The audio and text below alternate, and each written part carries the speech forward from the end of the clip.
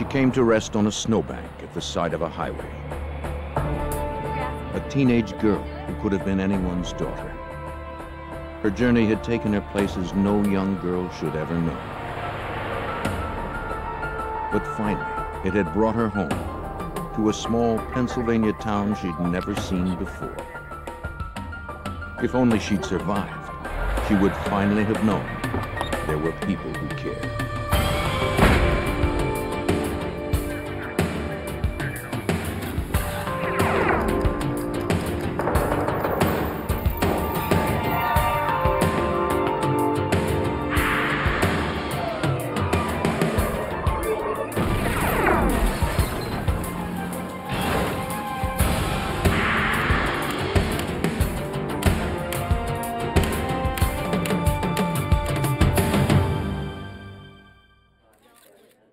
She appeared on the highway in the spring, a young woman, her life cut short, her past and her identity a mystery. Only by finding out who she was could we ever hope to find her killer. I'm Jim Kallstrom, former head of the FBI's New York office. The highway gave the killer a quick and easy escape route, but the trail the FBI used to pursue him was twisted and long. We hoped it wouldn't be a dead end.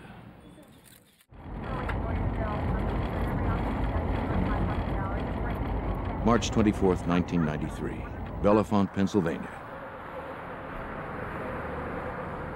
A late snowstorm had held spring at arm's length.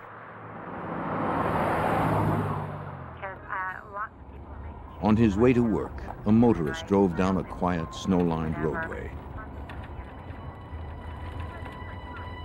But something on the roadside caught his attention.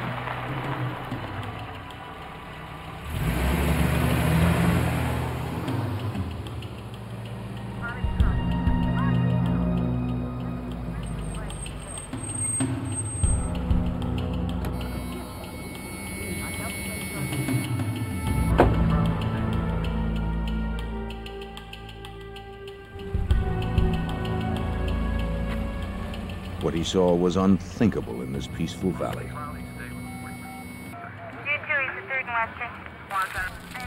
Pennsylvania State Police were immediately called in.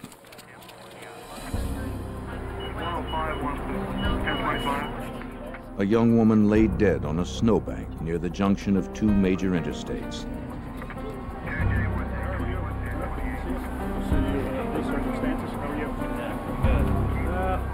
What do we got here? The county coroner determined the girl had died before she was dumped there. She was wearing only socks, panties, and a sweater. And she was young, high school or college age. But perhaps most disturbing, there was a rope knotted around her neck. And her hands were also bound. District Attorney Ray Griecar was at the scene, appalled by what he saw. What struck me is that someone had not only murdered this young woman, but treated her with such disrespect. The way her body was found haphazardly askew on this pile of snow suggested that she had been just thrown out as if she were nothing more than a piece of refuse along the side of the road. And it's something that makes you angry when you see it. Her body was taken away for an autopsy. Soon word of the crime began to spread in this close-knit town of 7,000. It was the first homicide in Bellefonte in 13 years. Like District Attorney Griecar, the townspeople were shocked and outraged. FBI Special Agent Randy Kohik was among them. He was drawn to the case well before the FBI was officially involved. That whole area up there is known as Happy Valley. It's a nice place to raise your kids. I lived there for 12 years. Crimes like this just don't happen there. And needless to say, to have a young girl's body dumped in your community is a heinous thing. They were extremely upset, and even more so, they wondered whether or not perhaps the murderer might live in the community. Detectives searched for anything that might help identify the girl. They found no purse or wallet, and little else. And I remember commenting to Trooper Madden that morning that he would be very, very fortunate indeed if he was ever able to even identify this young woman, let alone figure out who murdered her. Trooper Madden of the Pennsylvania State Police would be lead investigator. There was a slight indentation into the snow, about 6 inches, where the body itself looked like it had been dumped off of some type of object, be it a truck or vehicle, into the berm of the snow. Madden surmised the vehicle had been a truck with a cab fairly high off the ground. Tire tracks nearby would prove him right.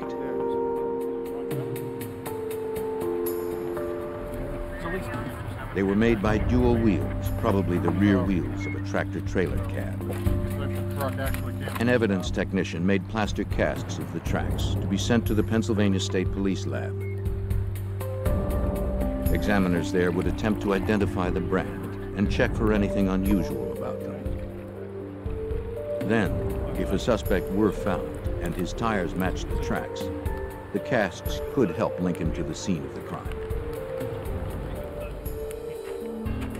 Troopers fanned out to find clues. They searched both nearby fields and local Penn State University, but found nothing useful. The body was taken to Lehigh Hospital in Bethlehem, Pennsylvania. There, coroner Dr. Mahalakis would perform the autopsy, as Trooper Madden observed. The doctor determined the cause of death to be strangulation. There were no gunshot or stab wounds. The body's core temperature revealed the young woman had been dead less than 12 hours when her body was discovered. It seemed she had died some time before she was dumped on the roadside, as the coroner at the scene had guessed. Other tests indicated she had had sex before she died. Whether she was raped or had consensual sex at the time was not known. However, based on the circumstances, we believed at the time that a rape may have occurred. Dr. Mahalakis carefully removed the rope from around the girl's neck. Wait a minute, right here, Doc. There's a piece of hair, this black hair. Under the knot was a single dark hair. It didn't belong to this blonde girl. But was it the killer's? The hair would be sent to the FBI forensics lab in Washington, D.C., along with the knots for analysis. The type of knots could be important. They might help the FBI develop a profile of the killer. But the best clue came from the girl's left hand. There appeared to be something written on the palm. She had some faint numbers written on the palm of her left hand. They had been written on possibly in ink, and they'd been on there for some time as they had faded, and they were barely legible. It was thought by both Bill and myself that possibly this could be the lead we were looking for that could possibly lead us to her identity. Numbers, the writing was letters. indecipherable, though it looked like it might be numbers. That's pretty faint. Can you get that? Agent Kohig suggested experts at the FBI lab could make them clear enough to read. It was thought that perhaps we could have these enhanced by the FBI lab in Washington, D.C., so the skin was removed from her left hand and it was forwarded to the FBI lab. The girl's fingerprints would be run through a national database of missing persons. But the results would prove disheartening. Checks were made with her fingerprints through the APHIS system, which is a national system of checking fingerprints. They came back negative. Checks were also made using descriptors of the body and characteristics of the body, and that also came back negative. So we had no record of a person missing that matched this person we discovered.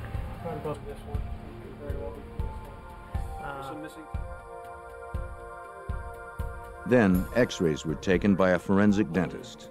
They could be crucial in identifying the woman.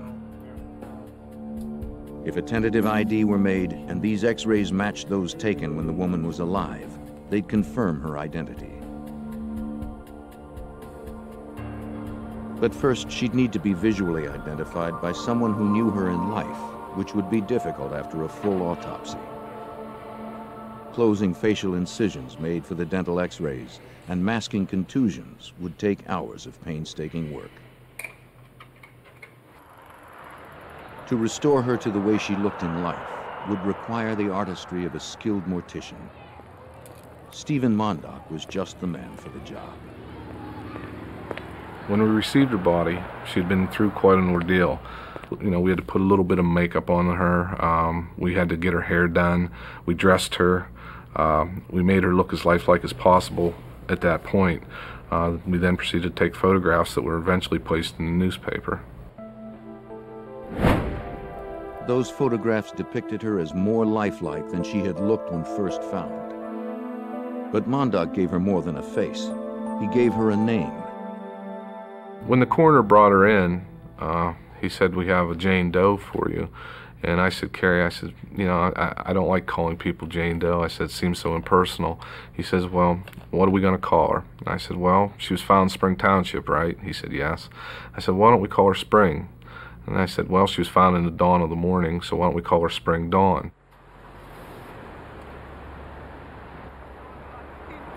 Mondock's caring work gave investigators exactly what they needed. They showed photos of the girl to dozens of truckers at local truck stops, restaurants, and gas stations. Some offered the names of people the girl resembled. Her young face struck a chord of recognition in many who saw it. Notices in local papers and on flyers also generated leads. The outpouring of calls to the state police at the time was plentiful, and we had to sift through every lead to try to determine if this person was a local person. But none of the leads would pan out. Then, in late April, about a month after the body was found, the FBI lab called Trooper Madden. Their analysis showed the writing on the girl's left palm was a phone number with a Florida area code. Madden found the number had been disconnected, and he began to wonder if the area code itself was wrong. But it didn't seem right. It didn't seem to fit this particular case. In looking at this person, there was no tan. It seemed as if she came from a winterized area, somewhat similar to where we were. However, we did not know where. Madden's best guess was that she came from west or north of Pennsylvania, probably within a 12-hour drive from where the body was found. Madden also realized that there were 2 phone numbers written on the girl's hand, not just one. So he noted all the cities within the 12-hour radius that had both the exchanges she'd written down. Madden and Cohick would send the numbers along with photos and descriptions of the young woman to sheriffs and state police in those areas. Perhaps the information would trigger some leads. As they worked the case, the people of Bellefonte followed each new development, offering help and support. There was a genuine showing of affection for this person and concern. I guess you could say she was posthumously adopted by the community of Bellefonte. And even though we were very quickly able to ascertain that she was not a local resident, there was still a very strong sense of she is someone that we cared about. As spring bloomed for Bellefonte, the girl remained in people's thoughts. Her story touched everyone, especially Madden and Cohick. These colleagues and longtime friends could not stop thinking about her tragic death and trying to solve the case even after hours. You can't let the town down. At the time I was assigned to this case, I had a 17-year-old daughter, and Detective Madden had 2 teenage daughters. So I think for the both of us, we took a very strong personal interest in the case. As a matter of fact, it pretty much took up all of our time during our working hours, and we would often find ourselves talking to each other at night on the phone at our residences. Never was community support so strong is when Stephen Mondock began to prepare the body for burial. I had florists call donating flowers. I had hairdressers calling to do her hair. I had people donating clothing. I had ministers willing to give their services, the vault company, the casket companies. The cemetery where she was to be buried was actually at the bottom of a beautiful mountain where there's wildflowers growing. We had the monument company had was willing to donate a stone to bury her. It was just amazing how much the town all came together in an effort to bury her. More than a month after the body was found, it was time for a burial. Not only did the town want to bring closure to the tragedy, the body could not be preserved much longer. Still, Madden needed just a little more time. The last thing that we wanted to do as a police agency was to lose the body. In other words, we did not want the body buried at that point in time without identification. Just when the body could be kept no longer, a break in the case finally came. A sheriff's office in Maine received Madden's information packet on the girl. See what you think. Though he didn't recognize her face, he called one of the numbers written on the girl's hand. He had no idea who might answer the phone. Yes, hello, this is Sheriff. He reached Mark Rosenberg, a guidance counselor at a local school. Promising, given the girl's age.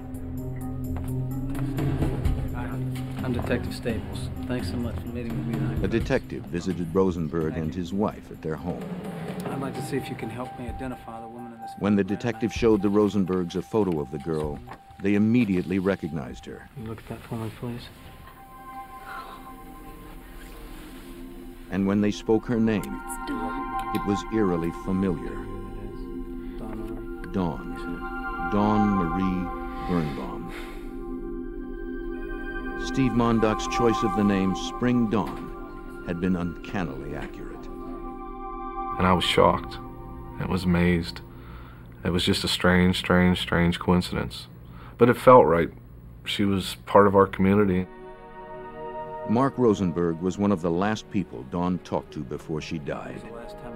Investigators hoped he could lead them closer to her killer.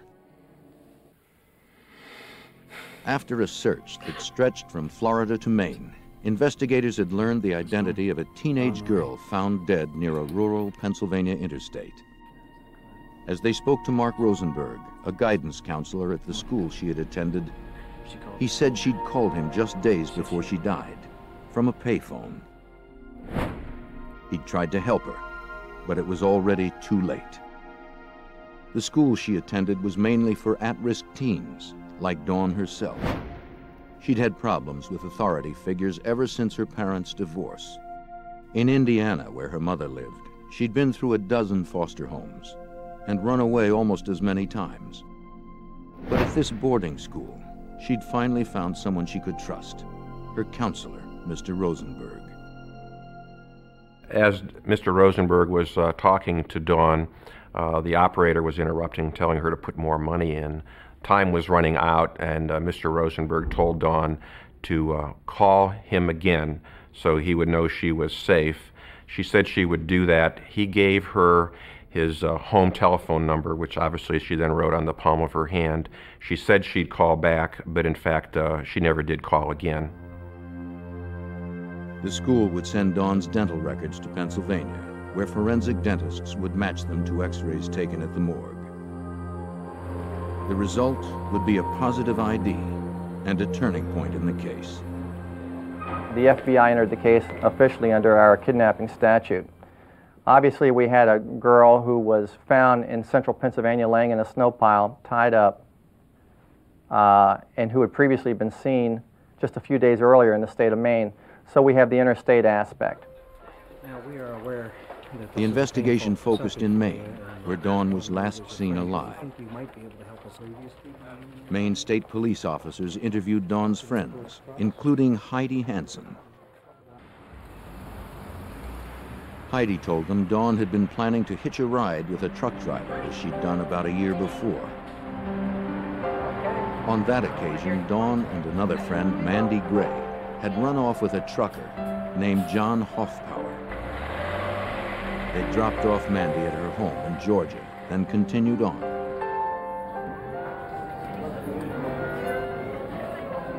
What had started as a ride became a relationship. As the weeks passed, they grew closer.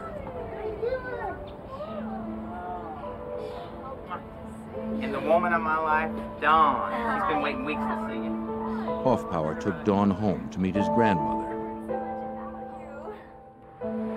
They continued to travel together, driving his routes. No one knew exactly where they'd gone or what they'd done, but Dawn spoke fondly of her time with Hoffpower. They'd enjoyed each other's company, and he had treated her well. It seemed one of the few happy times in her troubled life.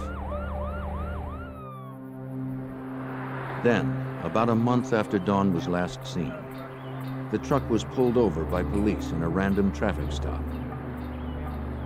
An officer demanded Dawn get out. She complied.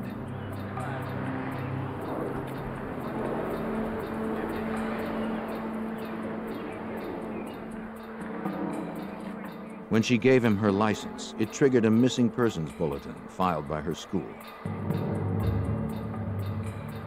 The officer told Dawn she'd have to come with him.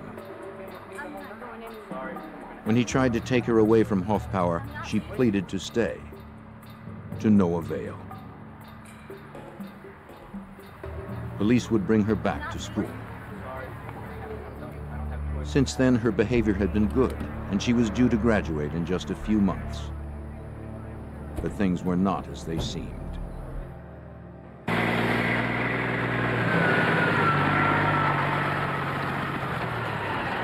Apparently, Hoffpower was still in love with her, and maybe she with him.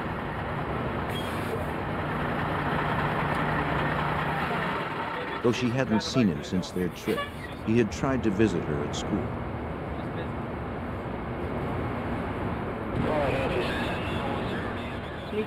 Listen, I'm sorry, you can't get in here. But security guards had kept him from entering the grounds. You got no clearance to come in here. Not having heard from him in a while, Dawn now told friends she was going to look for Hoffpower and run away with him again. Was brought back, On the evening of Sunday, March 21st, 3 days before Dawn was found dead, she had snuck off from a movie theater. She told her friend Heidi she would hitchhike to the Dysart truck stop in Bangor, Maine, hoping to meet Hoffpower. We got 2 agents down there ASAP and get me all the information. Hoffpower now became a prime suspect, since Dawn was last seen headed to meet him. Agent Kohick attempted to track him down. Apparently, he lived in Mississippi. But Hoffpower proved elusive. The closest relative agents found was his grandmother, who lived in Emory, Mississippi.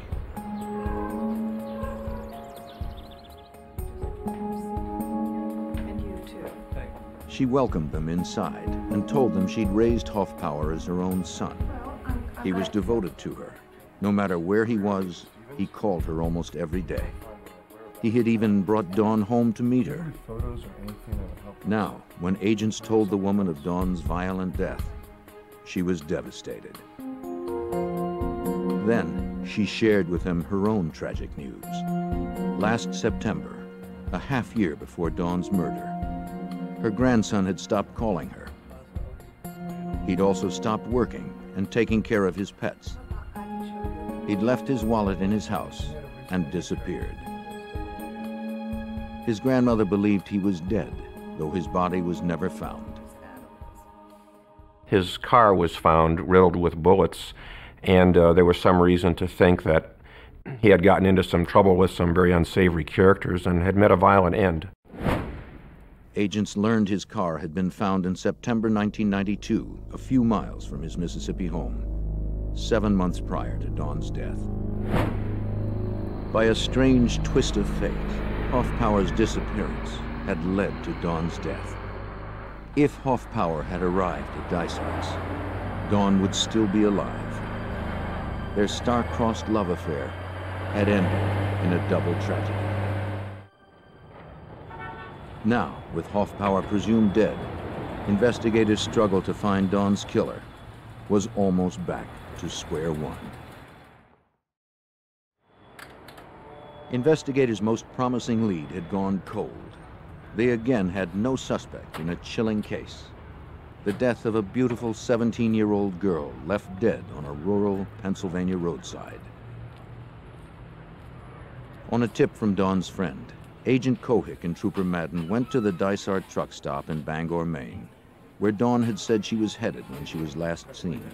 Cohick from the FBI. How are you? I'm Detective Madden. I wonder if we could ask a few questions. They showed Dawn's photograph to the cashier, who remembered seeing her on the telephone a few weeks earlier. She was over there. Surprisingly enough, even though 2 months had elapsed, agents discovered that people recalled seeing the young blonde girl there standing at the doorway asking truckers for rides as they walked through. She was recalled by several people at the truck stop. And I guess when you know, you're a young teenage girl and you're out on the road like that, people take notice.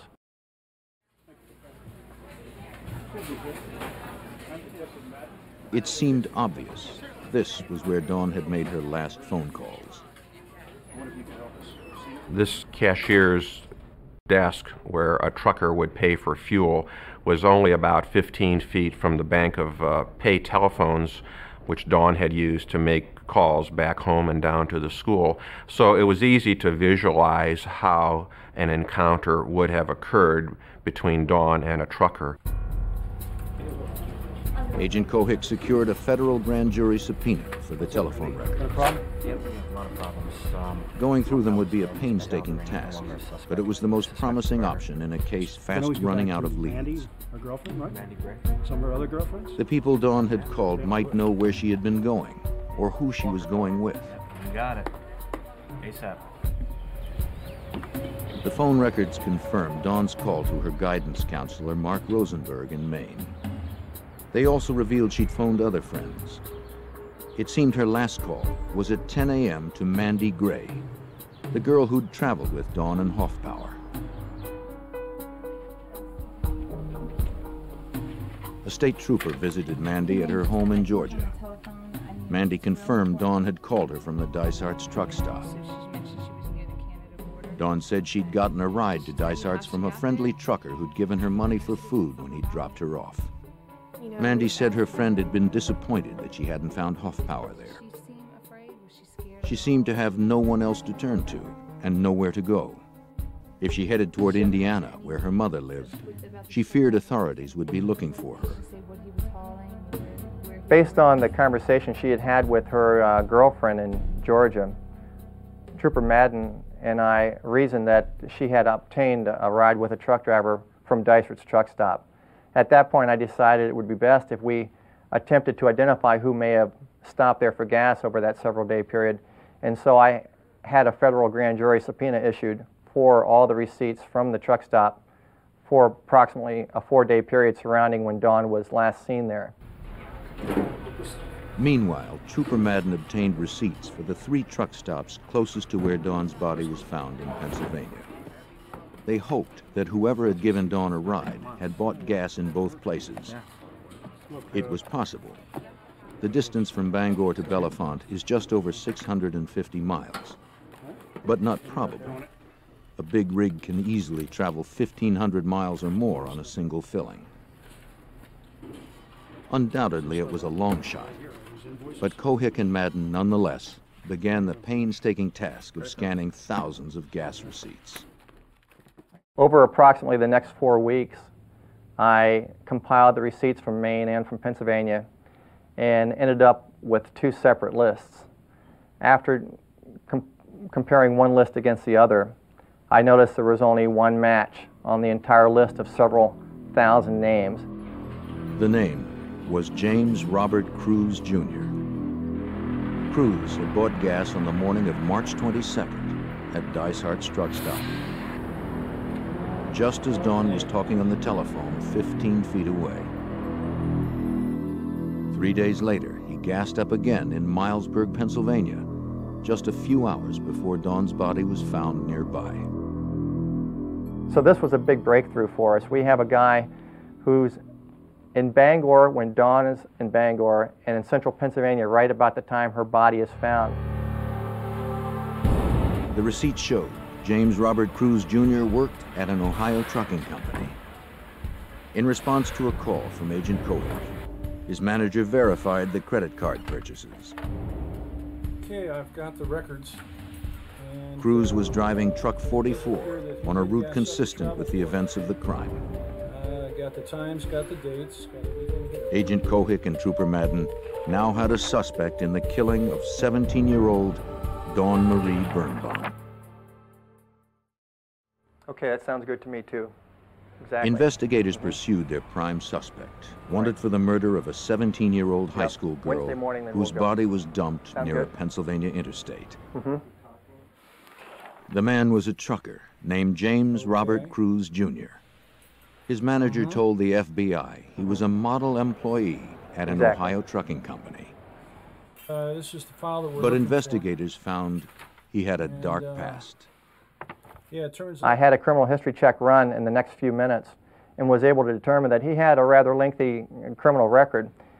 Most importantly on that criminal record was the fact that he had been in the U.S. military, and while in the U.S. military, he had been convicted of attempted murder via strangulation and had served time in Fort Leavenworth for that conviction.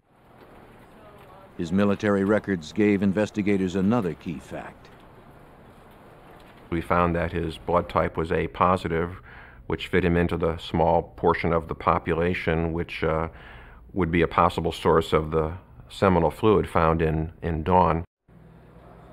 It seemed investigators were closing in on their suspect. There's only one thing left that we could do to further attempt to identify whether he might have been the individual responsible for this murder, and that was to make a determination as to what type of tires he had on his truck. At Agent Kohik's request, an Ohio FBI agent inspected the tires on truck 44 while Cruz was on the road in another rig. The tires were XD1, Michelin, low profiles, a fairly unusual brand. At the Pennsylvania State Police Lab, an examiner attempted to match that brand to the tire cast made where Dawn's body was found. He compared the cast to detailed photographs in a tire reference guide.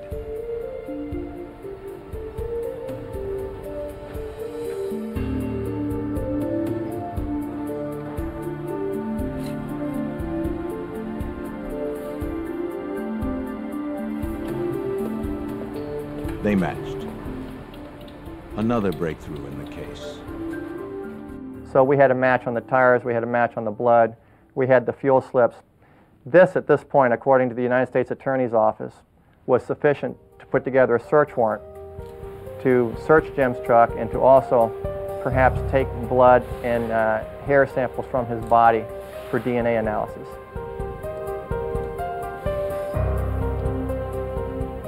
When Cruz was again away in another rig, FBI evidence recovery technicians examined truck 44. But if Dawn had in fact been in this truck, it would have been at least 2 months ago, so investigators didn't expect to find much.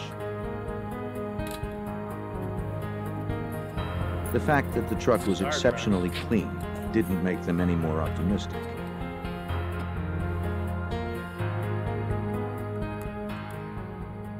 The search took pretty much the entire day, and it was an exhaustive search. We were searching both the tractor and the trailer itself. There were over 300 pictures taken of the tractor trailer. But nothing turned up. An evidence technician was about to declare the search complete when something caught the investigator's eye. And I looked at the passenger door and noticed that at the bottom of the door there was a piece of carpeting. And upon closer examination of the carpeting, I noticed one single blonde head hair interwoven in the fibers of the carpet. You see something?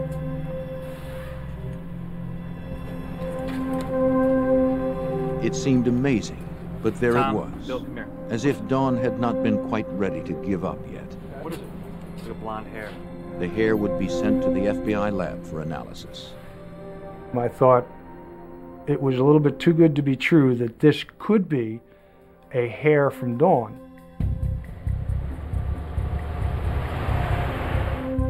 When do you expect them, Joe? Now, investigators waited for Cruz to return from his run. Mr. Cruz, James Cruz? They told him they were looking for a runaway last seen at a truck stop in Bangor, Maine. Do you mind if we use your office? No, right there on it. Thanks, Joe. They implied they were talking to many drivers. Take a seat right here in this chair. Yeah, we know you had a They asked to see Cruz's logbook for his record of travels on the days in question. The logs are government mandated to keep truckers from driving too many hours at a kind of a time. history of where you've been. Cruz admitted he'd falsified his logs. Is it pretty accurate? Well, you know, it's Truckers commonly alter them to stay within legal limits. Pretty accurately where you've been. But it seemed Cruz's logs had been selectively altered. But the one thing we noticed was that the misrepresentations in the log seemed to occur just conveniently when the fuel was purchased in Pennsylvania, also when the fuel was purchased in Dysert's.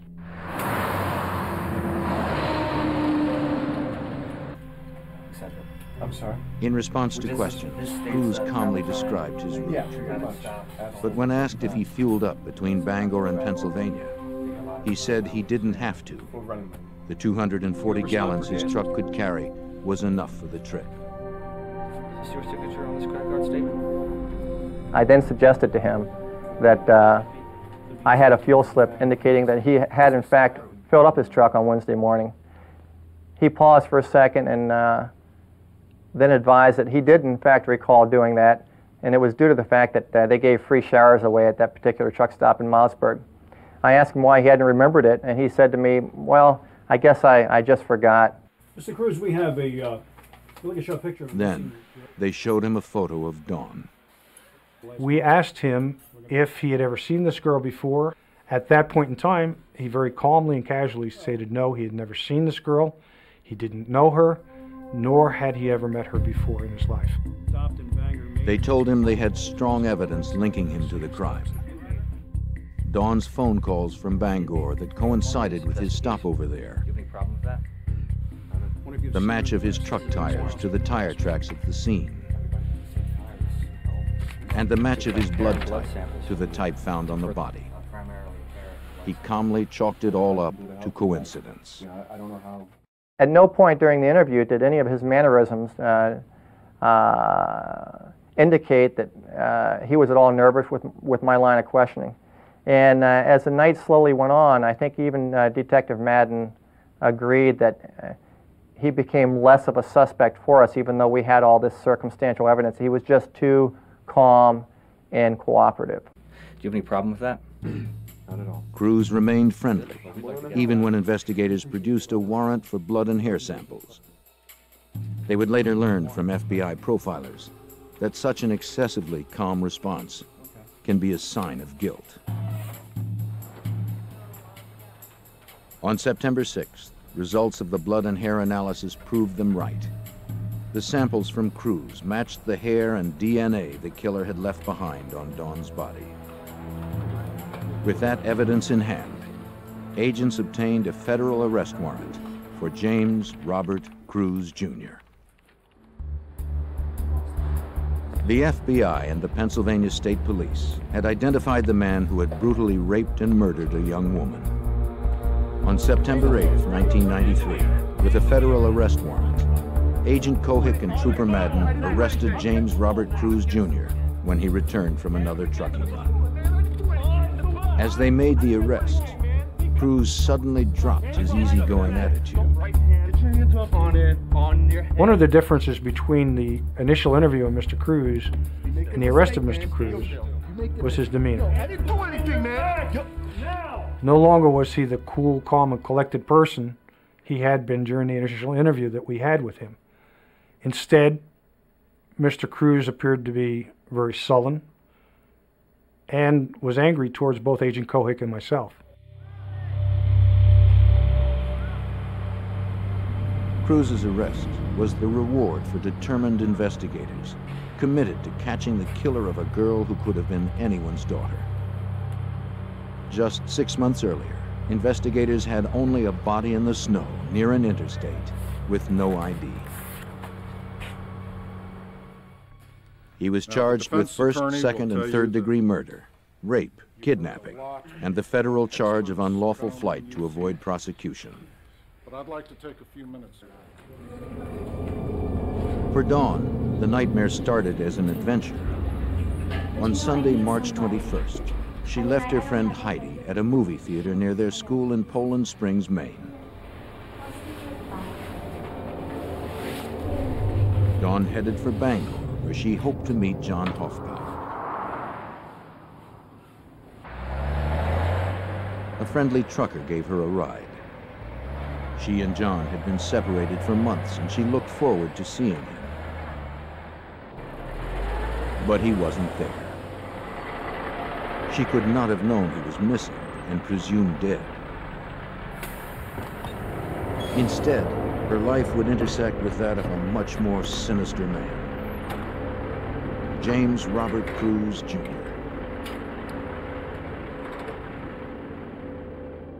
No, I'm okay. I'm fine. Dawn spent the day of March I am. 22nd making calls at the Dysart truck stop in But look, I Bangor. was just calling to let you know I'm safe. She telephoned friends, letting them know where she was and that she was safe. Okay. We'll just tell everybody I'm okay. Oh, I appreciate that. She also talked to her school counselor, Mark Rosenberg, to say she'd run away, but was fine and promised to call him that evening. Okay. Oh, hang on a second. Hang on. She wrote his numbers on her hand for safekeeping.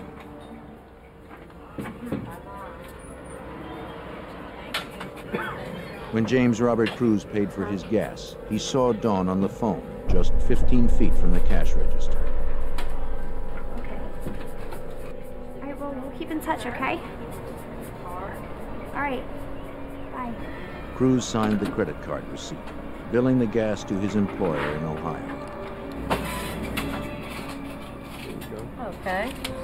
Cool out there. Yeah. Thank you. Bye-bye. Thank you.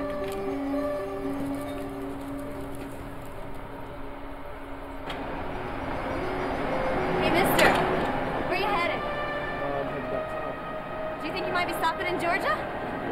Can I get a ride? Absolutely. Get in. Thanks. It didn't take much to convince him to give her a ride.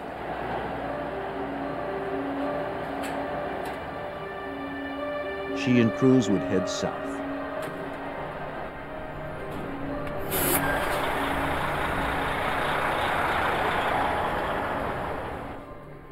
Prosecutors reconstructed the events that had led to Dawn Birnbaum's death.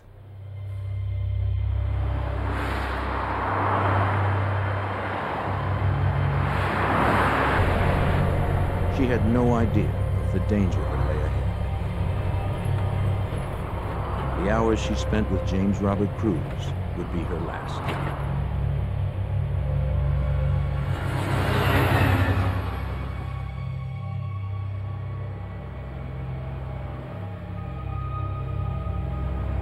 While Dawn prepared to sleep for the night, Cruz was still awake, falsifying his logbook.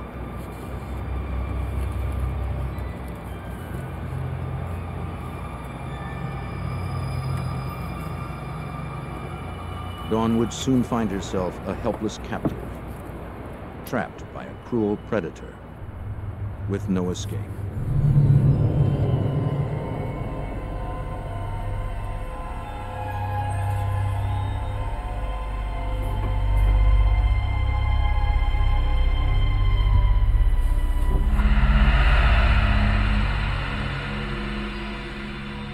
Late on March 23rd, Cruz raped and strangled her, probably in the sleeping compartment of his truck. That's what it was.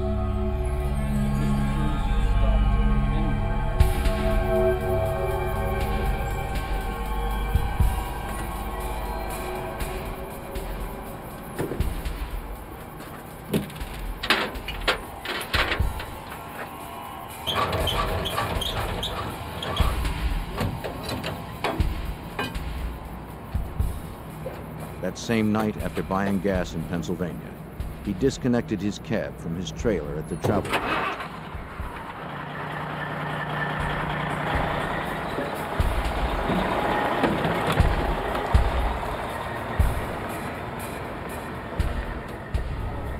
He drove away, looking for a place to leave Dawn's body.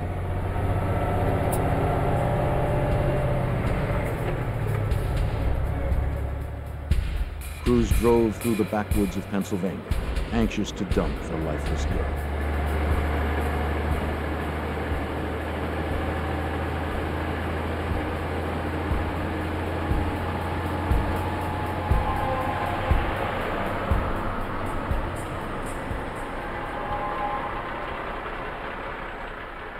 In the wee hours of March 24th, he pulled over to the side of the road.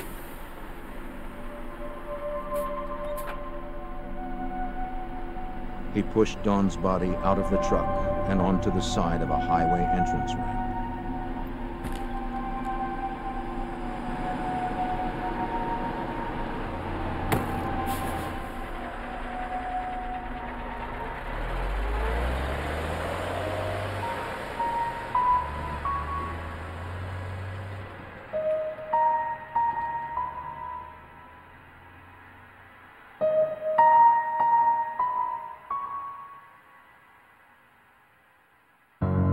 Chose not to.